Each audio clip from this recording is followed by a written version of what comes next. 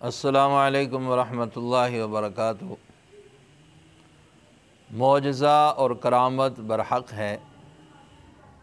معجزہ کہا جاتا ہے خلاف عقل اور انسانی طاقت سے باہر، خلاف فطرت کوئی کام کرنا، اور یہ من جانب اللہ ہوتا ہے۔ معجزے کا صدور نبی کے ہاتھ سے ہوتا ہے اور کرامت کا صدور ولی کے ہاتھ سے ہوتا ہے۔ یعنی معجزے انبیاء علیہم السلام کے ہوتے ہیں اور کرامات اولیاء اعظام کی ہوتی ہیں۔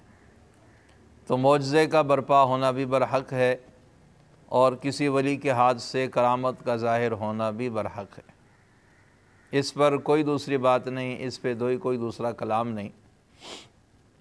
لیکن اتنی بات ضرور ہے کہ معجزے کا ظہور اور ولی کی کرامت کا ظہور یہ اللہ کے حکم سے ہوتا ہے، اور یہ جب اللہ چاہتے ہیں اسی وقت ہوتا ہے، اللہ کی چاہت کے بغیر نہیں ہوتا، اللہ کے حکم کے بغیر نہیں ہوتا۔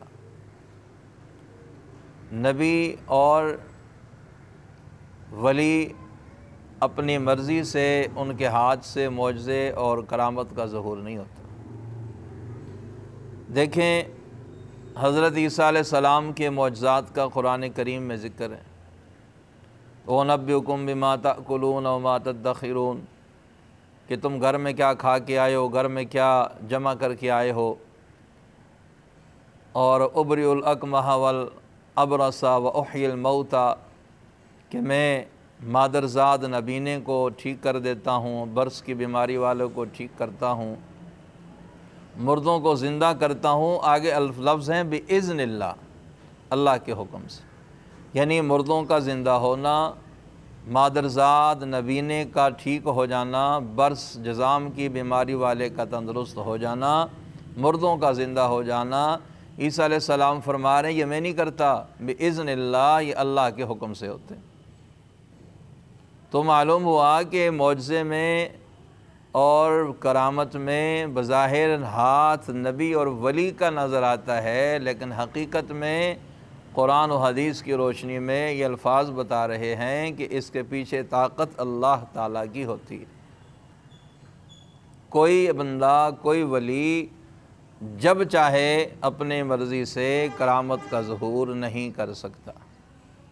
یہ بات اس لیے عرض کر رہا ہوں کہ آج کل ایک صاحب یمن کے یا عراق کے رہنے والے علی کردستانی جو پاکستان آئے ہوئے ہیں، اور جگہ جگہ ان کا دعویٰ اور اعلان ہے کہ مادرزاد نبینوں کو وہ دم کرتے ہیں تو ٹھیک ہو جاتا ہے، بینائی ختم ہو تو بینائی واپس آ جاتی ہے، اور لولا لنگڑا ہو وہ دم کرتے ہیں تو بالکل پاؤں پہ چلنے لگ جاتا ہے۔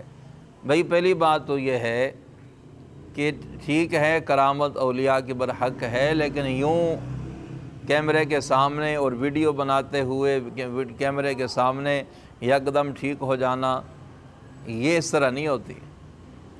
کرامت کا ظہور ہوتا ہے، لیکن یہ نہیں ہوتا کہ ہر وقت ہی ہوتا ہے، جب کوئی چاہے تو اسی وقت۔ تو بھائی خدا را ان چیزوں سے بچیں، ان بہروپیوں سے بچیں۔ یہ ان کے اپنے لوگ ہوتے ہیں، ان کے اپنے خریدے ہوئے لوگ ہوتے ہیں، اپنے بٹھائے ہوئے لوگ ہوتے ہیں، جو لوگوں کا ذہن خراب کرتے ہیں، لوگوں کی ذہن سازی کرتے ہیں، ان کے ایمان کو اور عقیدے کو خراب کرتے ہیں۔ یہ ایمان اور عقیدے کے دشمن ہے، ان سے بچیں۔ خدا را خود بھی بچیں، دوسروں کو بھی بچائیں۔ دعاؤں کا اہتمام کریں، اللہ سے مانگیں، اللہ سے دعا مانگیں، اللہ سے شفا مانگیں، اللہ شفا دیں گے۔ باقی اس طرح کوئی نہیں ہوتا کہ جب چاہے کیمرے کے سامنے اور کرامت کا ظہور ہو جائے۔